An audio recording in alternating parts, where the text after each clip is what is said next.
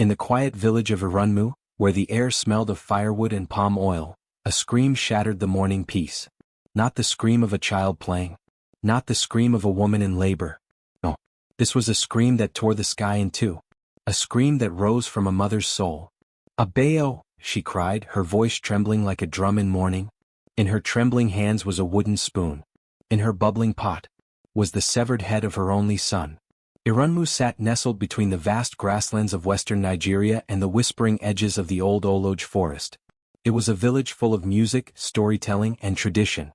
Life here moved to the rhythm of pounding yam, the laughter of children, and the steady beat of the talking drum. But on that dreadful morning all sound died.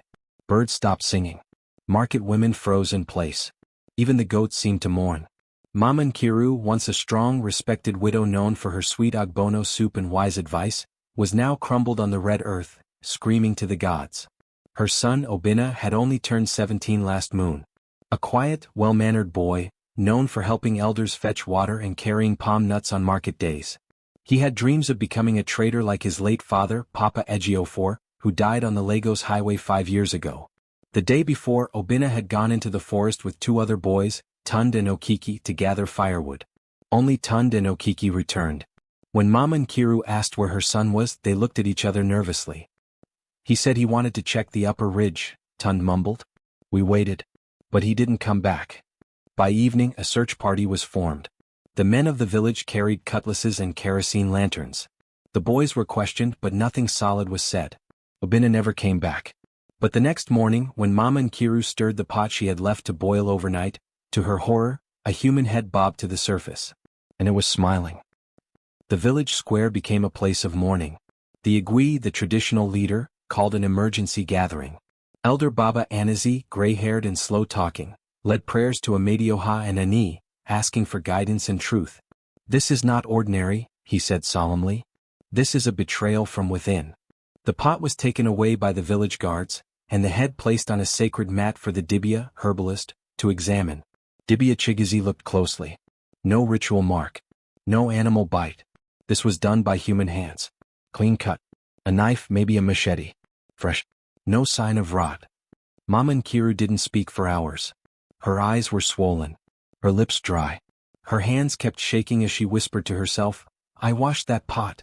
I filled it with goat meat from the market. Who changed my meat?" The guards searched her compound. No sign of forced entry. No sign of missing goats. Just the pot, the spoon, and the head. And now rumors began to spread. In African villages, rumors spread faster than harmattan winds. "Maybe the woman is cursed," some whispered. "She killed him herself," others said. "No mother would ever do that," came softer voices. But others remembered her late husband, Ejiofor the trader. The man who had once lost 50,000 naira to a business partner in a neighboring town. A debt never repaid. Could it be linked? Then came an unexpected visitor. Adewale, a hunter from Ajigunal, a neighboring village who was passing through, claimed he saw something strange. "Yesterday I saw 2 boys walking out of Oloj forest in a hurry," he said. "They were carrying a small sack. Looked heavy. When they saw me they hid it." The elders turned to Tund and Okiki. Tund began to sweat. In the open square, the 2 boys were tied to the judgment pole. It was a thick Irako post used only for village trials. Baba Anazi asked them one by one, "Did you see Obinna die?" "No," Tund said, shaking. "Did you touch his body?" "No," Okiki replied. Then Baba Anazi asked, "Whose idea was it to go to the upper ridge?" Tund looked at Okiki. Okiki looked away. After a long silence, Tund spoke. He said he wanted to check a trap. Okiki told him not to. "Lies," Okiki screamed. "You said it. You said the place had special snails your uncle wanted." The elders exchanged looks. The boys were cracking. Then finally Okiki blurted, "He wasn't supposed to die. We only wanted to scare him." Tund said we should tie him and take his phone. He fought back. Tund hit him, with the back of the axe. But then there was too much blood. The crowd gasped. Tund shouted, "I didn't cut his head. I only panicked." The truth was uglier than they imagined. Okiki confessed that after Obinna was killed, they panicked. They buried the body in the forest. But they didn't want the head to be found. So they placed it in a sack. They knew Mama Nkiru always left her soup pot overnight. They waited till dark. They placed it in the pot. We just wanted it to look like a curse, Okiki said. So people would think it was the gods. Mama Nkiru fainted. The village wept with her. The Igui called for a full cleansing ritual of the village. Drums were silenced for 3 days. No market, no weddings, no laughter. Tund and Okiki were handed over to the Communal Justice Council, where the elders would decide their fate. Mama Nkiru sat beside her empty soup pot for days. She refused food. She wore white clothes of mourning and shaved her head. And every morning she would walk to the edge of the forest and whisper, "Obinna, my son, forgive me. I should have never let you go." The scorching sun rose over the village of Itunko, casting golden light on the parched earth and whispering through the thatched roofs of mud huts. Though the day appeared like any other, a heaviness hung in the air, a grief that had settled like thick dust since the discovery of young Alayemi's severed head in his mother's soup pot. Mama Aduk had not left her mat since the terrible morning. Her eyes, once proud and sharp, were now dull hollows lost in a sea of tears. Her cries no longer echoed, they lived in silence now, drawn inward like a funeral drum that refused to beat. Villagers no longer came to comfort her. Instead they whispered, "It must be the gods punishing her family. Maybe she offended someone powerful. What if it was sacrifice? Ritual?" But no one dared say these things aloud. Chief Banka called a meeting under the baobab tree. The elders sat in a half-circle, fanning themselves with woven palm leaves. Their robes were fine, their eyes wiser than their age betrayed. "We must find the one who did this," Chief Banka declared, his voice shaking with restrained fury. "We do not sleep with monsters hiding in our shadows." Elder Bemis, the oldest man in the village, nodded slowly. "Start with those who envied Aduk. She lived humbly but with dignity. That alone breeds jealousy." Meanwhile, Yagazi, Alayemi's childhood friend, sat alone by the riverside. His hands were dirty from digging, not in play but in anguish. He dug furrows in the earth as though trying to bury his sorrow. He remembered how they used to fish with string and bent metal, how they carved warriors from wood. But now, only silence answered. He looked up when he heard a stick crack behind him. "You should not be here," said a voice. It was Kikolomo, his cousin. Her eyes flicked around nervously. "They are watching everyone." "Let them watch," Yagazi said. "I did nothing wrong." She sat beside him. "But you saw something, didn't you?" "That night." His jaw tightened. He said nothing. Across the village, in the market, whispers danced louder than the haggling. Rumors were now the currency. "They say the boy's uncle visited that night. The one who lives in Oshobo. The one Aduk quarreled with last planting season over her late husband's land?"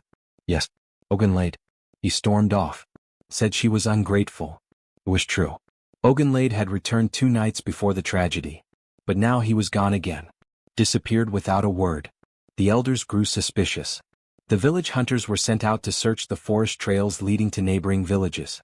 But Ogunlade had vanished like smoke. That evening, under a fading orange sky, Chief Banka visited Aduk's compound. She sat still, motionless, her head wrapped in a plain cloth of mourning.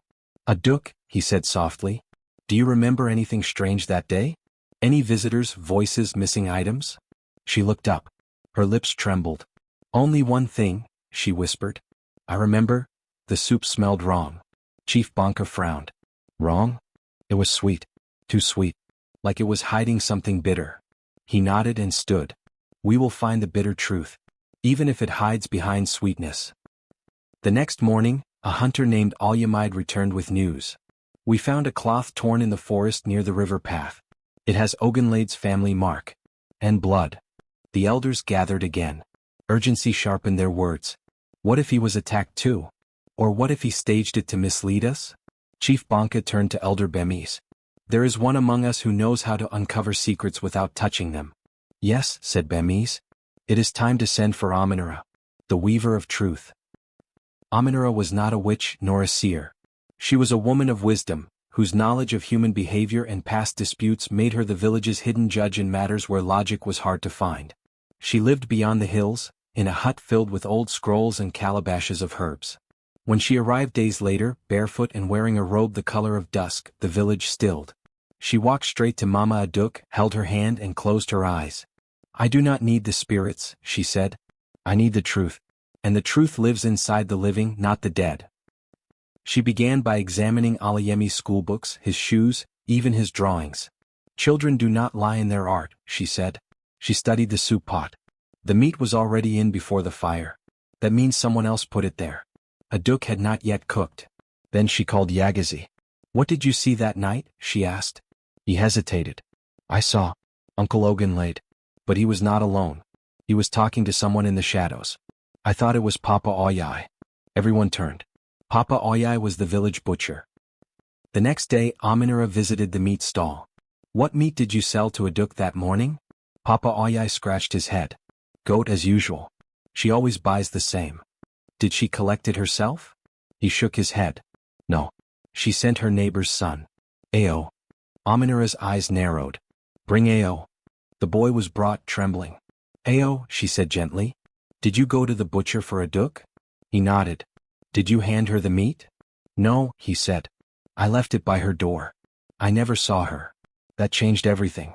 Someone could have swapped the meat before Aduk cooked it. Someone who knew when the boy would drop it. Someone who wanted revenge. But who?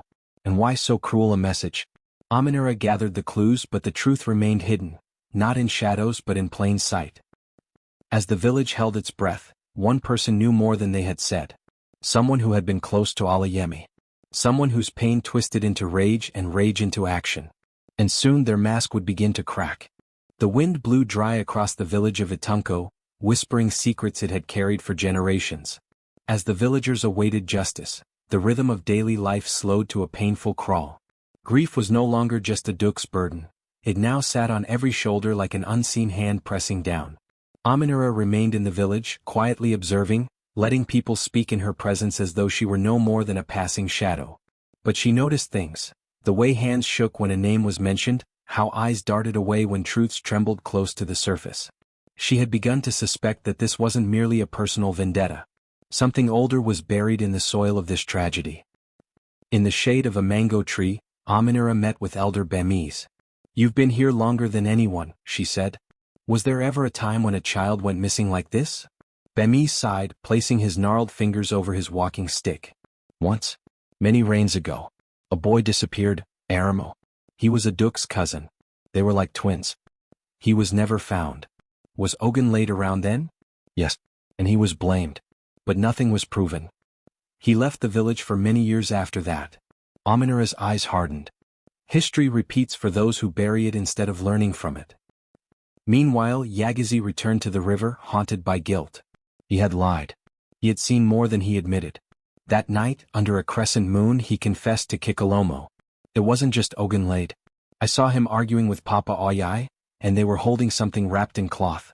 I think it was moving." "Why didn't you say so?" she whispered, horrified. "Because Papa Oyai helped my father once. He gave us meat when we had none. I didn't want to destroy him." Kikalomo grabbed his arm. "A child's head ended up in soup, Yagazi. What if you're next?" He nodded. His silence could no longer protect anyone. The next morning, Aminura summoned Papa Oyai. His stall stood empty when they went to find him. His tools, knives, bone saws, cleavers, were all gone. A trail of footprints led toward the forest. The hunters followed. They found him crouched near the base of a termite hill, muttering to himself. Aminura stepped forward. "Why did you run, Oyai?" He didn't look up. "Because secrets have legs and I was tired of outrunning mine." She knelt beside him. "Speak. Tell the truth and perhaps it will free you." He wept. "Ogunlade came to me, said he wanted to punish Aduk. Said she cheated him of his land, his brother's inheritance. He paid me to keep quiet. He didn't say what he'd do. I swear it. But that morning he came early. Told me not to sell to anyone else. Gave me a package. Said it was fresh goat meat. I gave it to the neighbor's boy." Aminura stood slowly, her eyes burning. "So you didn't kill the boy but you delivered his head." He nodded miserably. They took him back to the village in silence. That evening, Chief Banka stood before the people. "We now know that Ogunlade is responsible for this act of horror. But he is not alone in guilt. Papa Oyai, by his silence and actions, became his hand." The crowd murmured. Some cried for death. Others for banishment. Mama Aduk rose slowly from her seat. "Let him live. Let him carry the weight. Let his eyes wake to what he did, every dawn until his last." Chief Banka nodded solemnly. "He shall not be killed. But he shall be stripped of all honor. He will eat only what is given to him in pity. He will no longer trade. He will serve this village until his bones are dust." And as for Ogunlade, a bounty was placed on his head. The hunters, trackers, and neighboring villages were alerted. His face was painted onto cloth and nailed to every meeting tree across the land. He would not stay hidden for long. Later, as the village quieted, Yagazi visited Mama Aduk. He knelt before her. "I am sorry. I saw more than I said. I feared the truth." She touched his head gently. "The truth is like fire. It burns when hidden, but it also lights the way. Thank you, my son." Days passed, then weeks, and then one dawn, a rider galloped into a tunko covered in dust. He carried a sack, and inside that sack was a human head. "Ogunlade has been found," he said. Chief Bonka opened the sack. The village gathered, mouths open, breaths held. It was Ogunlade unmistakably. But who had brought him down? The rider knelt. It was a woman who found him. Said her name was Reby. She lives in the hills. Said she once loved Alayemi like a grandson. When she heard, she hunted him. Alone. The village fell silent. Aminura smiled faintly. Even the mountains have ears. And even forgotten women carry fire in their hearts. And so, the village of Itunko began to heal. But they would never forget.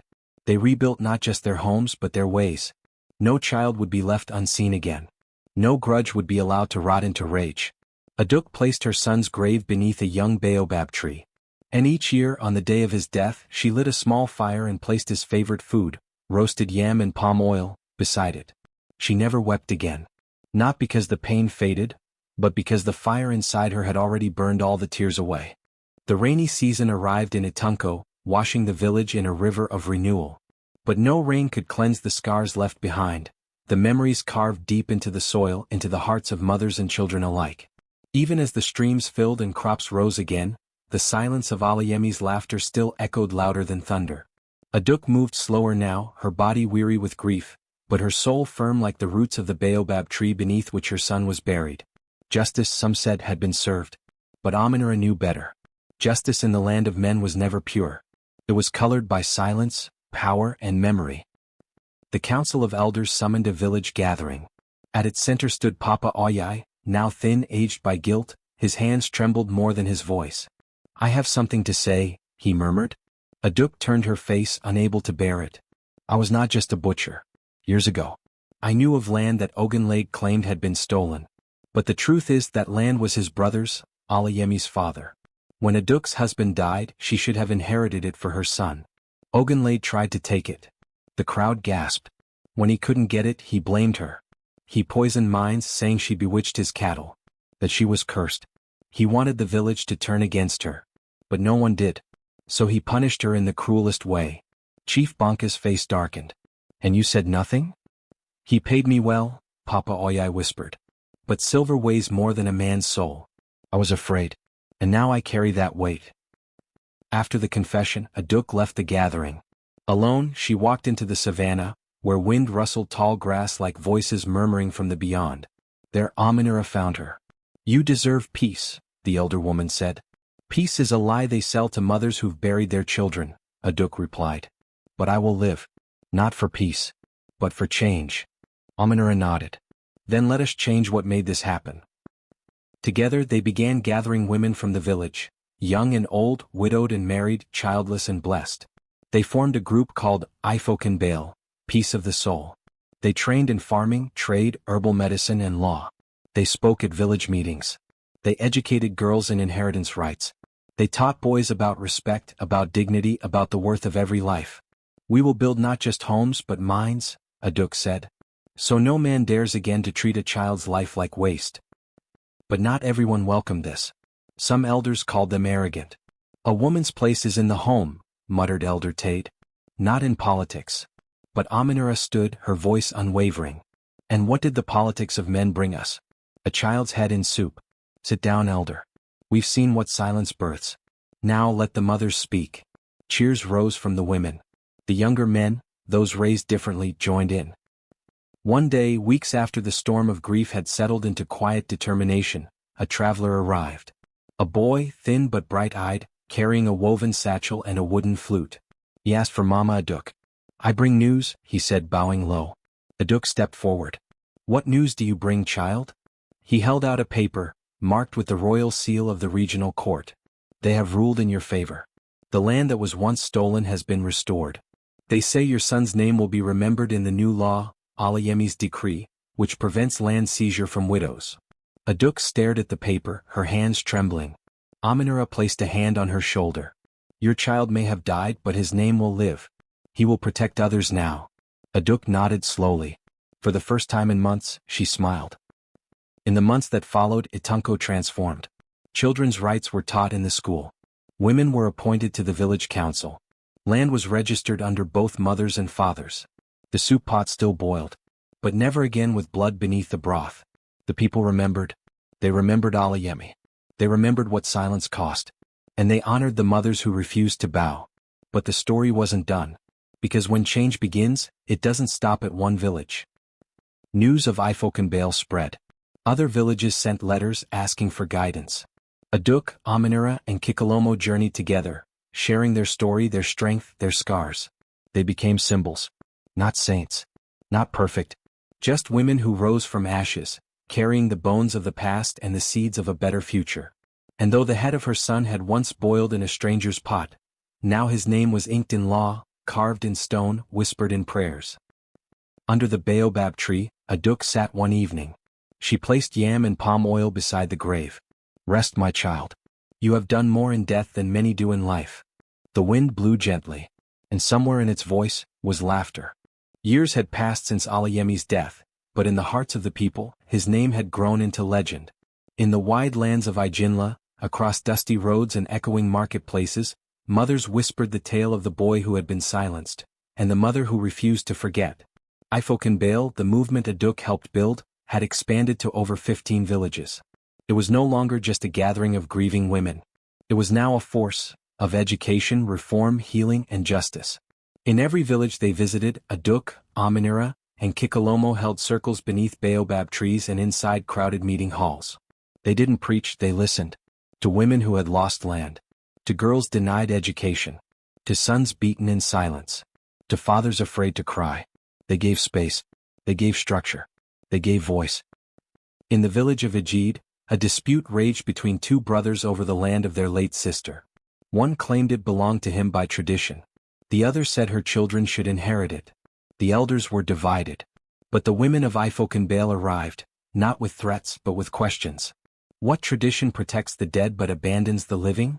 If your sister's children starve, who benefits from her burial? It wasn't just about laws. It was about culture, perspective, rebirth. The brothers came to an agreement. The land would be tilled jointly for the children's benefit. A portion would be used to build a learning hut, named in honor of the sister.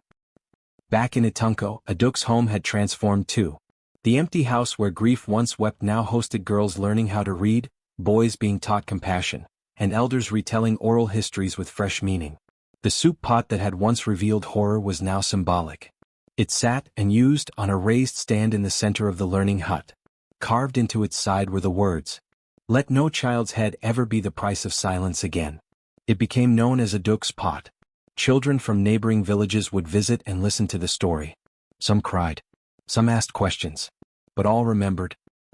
Kikalomo, now a grown woman, had become a traveling advocate. She carried documents, land records, and the names of families wronged. She wore beads from her grandmother and knowledge from her mother, fierce, focused, and full of fire. One day she returned from a trip to the city, clutching a rolled-up scroll. "Mama," she cried. "Mama Aduk. They've done it." Aduk stepped out, hands covered in yam flour, still wearing the same simple wrapper she had worn for years. "What is it, child?" Kikalomo unrolled the scroll. It was a declaration from the Central Regional Court. A bill had passed, called the Alayemi Act. It required every village to register inherited land under both male and female heirs. It funded scholarships for children of widows. And it provided legal aid for any woman denied property after her husband's death. Aduk stared at the words. "This is your work," Kikalomo said. "No," Aduk whispered, eyes wet. "This is his work. I only carried it forward." She stepped inside and returned with a small carving, a wooden figure shaped like a boy holding a flute. It was the last toy Alayemi had made before his death. She held it up to the sky. "Let this be your voice now, my son. Not a scream, but a song." Years later, when Aduk was no longer walking the roads of change but resting beneath the baobab tree beside her son, her legacy lived on. Ifokenbale became a foundation. Schools named after Alayemi dotted the land. And the pot, the one that had once held terror, stood in a museum built entirely by community hands. Children read the plaque. In memory of a boy whose head sparked a revolution, and a mother whose cry echoed across nations. And in the winds that passed through the trees of Itunko, a faint voice sometimes danced between the leaves, a boy's laughter light and free. A Duk's soul at peace. A people awakened. And a future carved from ashes.